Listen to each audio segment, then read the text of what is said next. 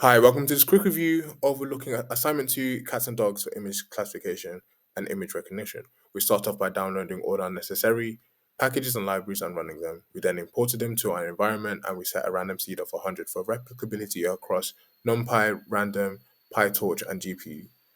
We then called our data sets or data folders using a train.directory and we assigned them.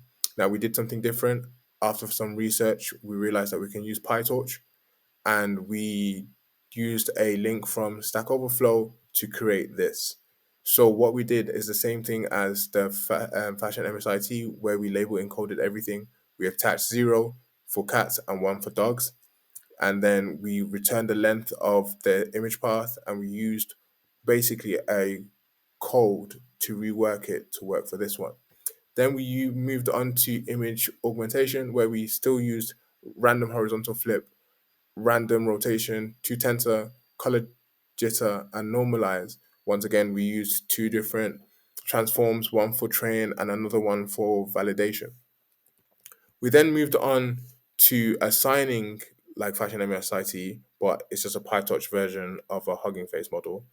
We used that to attribute a train dataset and a validation dataset, which includes the train directory, the val directory, and the transformations that we want to include in all of these datasets.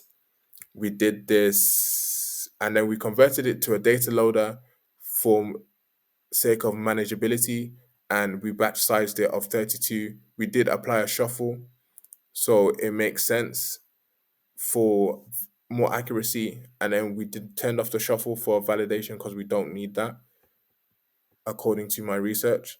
Then we employed the ResNet 50 model in its architecture, and then we changed the final fully connected layer so that it works on a binary classification model like cats and dogs. As you can see, the inline comments explain it a lot better. Then what we did, we called an optimizer. We used Ian's source code to make it work and applicable. And then we just check to see if we have CPU or GPU just to make sure our training is a little bit quicker. And then finally, we did this, you can see might be the model architecture of ResNet 50. And then we used 10 epochs in training, and we literally trained the model one on training, and then we have used evaluation to check the predictability against the truth labels of a cat and dog. And what we did is we found that our losses were very sustainable and they were decreasing, staying around 0.2, 0.02, 0.01, 0.03. We have a validation accuracy of 0.85, 0.985, and 0.981, and our validation accuracy was very similar. It's very important to stress that it's either that this model works very well or there is some form of overfitting somewhere. And I believe that I'm pretty sure I did everything that I could to stop the overfitting or learning from the dataset. So this is what I submitted for image processing. If you have any questions, do let me know. Thank you for listening.